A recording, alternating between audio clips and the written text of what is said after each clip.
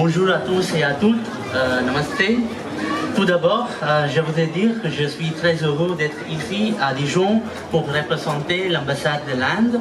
Je suis particulièrement ravi parce que l'Inde est l'invité d'honneur de la foire de Dijon 2019. Comme vous le savez tous, avec une population d'1,2 milliard d'habitants, l'Inde est le deuxième plus grand pays du monde. Mais l'Inde est une puissance émergente aussi. Beaucoup de gens ont encore une très mauvaise image de l'Inde. Croyez-moi, ce n'est pas correct. L'Inde est le 5e plus grand pays en termes de PIB. Si on parle à la parité de pouvoir d'achat, l'Inde est la 3e économie en importance. L'Inde est également une puissance dans le domaine informatique. Je dois vous dire qu'avant de devenir diplomate, j'étais aussi ingénieur en informatique. L'Inde est aussi une puissance morale. Elle a une civilisation ancienne et riche. Elle n'a jamais envahi aucun pays depuis des milliards d'années. Et elle a une très bonne volonté parmi la plupart des pays du monde. Mais certainement, ce n'est pas un pays homogène. L'Inde est un pays d'une grande diversité. Il y a de la diversité dans la géographie. Nous avons des montagnes, y compris le Grand Himalaya, d'immenses rivières comme le Gange, beaucoup de plages et pourquoi pas, nous avons aussi des déserts. Ensuite, la diversité linguistique. L'anglais et l'hindi sont 2 langues officielles du gouvernement indien. Mais il y a aussi 22 d'autres langues dans notre constitution. Vous croyez que c'est tout? Définitivement pas. Certains disent qu'il y a 400 langues en Inde et d'autres disent qu'il y a 600. Il y a des recherches qui disent qu'il y a plus de 1000 langues en Inde. Telle est la diversité linguistique. L'Inde compte 28 États et 9 d'autres territoires de l'Union. Chaque État a sa propre langue, sa propre culture, ses propres formes d'art, sa propre histoire, etc. La plupart des gens en Inde, ils parlent au moins 3 langues, l'anglais, hindi et la langue de leur État. L'Inde est le 12e plus grand pays avec le plus grand nombre d'anglophones après les États-Unis. N'est-ce pas surprenant? Telle est la diversité, telle est la différence que lorsque nous voyageons d'un État à l'autre, nous sentons que nous voyageons vers un monde entièrement nouveau. Il y a une diversité dans les habitudes vestimentaires des gens, dans les habitudes alimentaires, etc. Parler des religions, l'hindouisme représente environ 80% de la population. L'islam représente 14% de la population.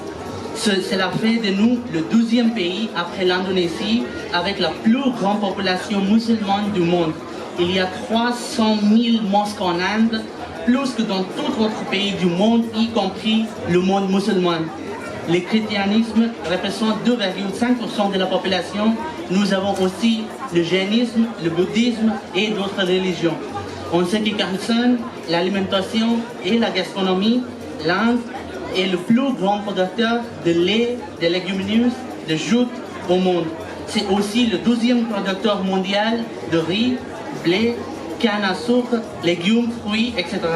Il doit donc être évident que nous faisons aussi une grande variété de plats. Rappelez-vous que la nourriture indienne n'est pas toujours épicée. La nourriture traditionnelle indienne est une combination des glucides, des graisses, des protéines et des fibres, ce qui en fait un aliment équilibré. Les épices n'ont pas seulement une valeur nutritive, mais aussi une valeur médicinale. Laissez-moi vous dire un autre fait intéressant. Tous les Indiens ne sont pas végétariens. Seulement 30 à 40% des Indiens sont végétariens. Cela fait de nous le pays qui compte le plus grand nombre de végétariens au monde. Pourquoi est-ce que je dis tout ça? C'est pour souligner le fait que malgré toute cette diversité, nous sommes tous unis par nos valeurs fondamentales en tant qu'Indiens. L'Inde est fière de ses traditions riches et pluralistiques. Nous sommes un pays laïque et démocratique. 900 millions de personnes avaient le droit de voter lors des élections nationales de cette année en Inde. 900 millions de personnes sans aucune discrimination fondée sur la langue, la religion, la caste, le sexe, etc. Telle est la nature de la démocratie en Inde. Il y a plusieurs points communs qui font de nous tous des Indiens. nous croyons au dicton Vasudhaiva Kutumbakam. Cela signifie que le monde entier est une famille. Bien que nous soyons citoyens de différents pays, nous sommes une famille. Nous croyons toujours qu'il faut apprendre des bonnes choses de toutes les cultures. Savez-vous tous que nous considérons les invités comme des dieux? Il y a une citation en sanskrit qui dit ceci: Atiti Devo Bhava. Vous êtes tous invités en Inde et vous pouvez en faire l'expérience vous-même. La plupart des gens en Inde célèbrent le Diwali, le festival des Lumières. Nous allumons les lampes et on décorons nos maisons et nos rues. Cela signifie la victoire du bien sur le mal. Nous célébrons également Holi, le festival des couleurs. C'est célébré au printemps et il y a une histoire mythologique associée à cette fête qui signifie à nouveau la victoire du bien sur le mal. La plupart des régions de l'Inde célèbrent également le fête de la récolte agricole.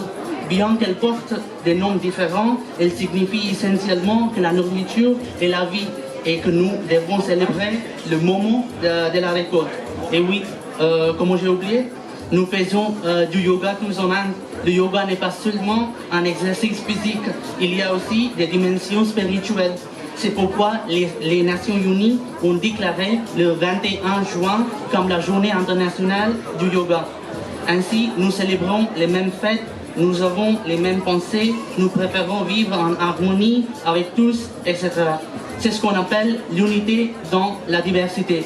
C'est notre force. C'est une coïncidence car aujourd'hui nous célébrons la journée de l'unité nationale en Inde à la mémoire de notre dirigeant Sardar Vallabhbhai Patel qui a joué un rôle important pour que tous les États adhèrent à l'Inde et forment un pays uni. Cette année est également spéciale parce que nous célébrons le 150e anniversaire de la naissance de Mahatma Gandhi, le père de notre nation. Les idées et les principes de Mahatma Gandhi nous inspirent tous.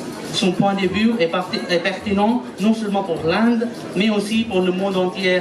Plus que jamais dans un monde où les tensions, les conflits, la lutte contre la pauvreté, le réchauffement climatique, le changement climatique, le terrorisme, etc. augmentent. J'aimerais conclure mon discours ici. J'aimerais vous demander de savoir plus sur l'Inde et je profite également de l'occasion pour vous inviter tous à visiter l'Inde et à découvrir cette nouvelle expérience par vous-même. Je vous transmets les meilleures salutations de l'ambassade de l'Inde à Paris. Je souhaite que cet événement soit un grand succès. Merci de m'avoir écouté avec patience. Merci de m'avoir invité aujourd'hui. Merci.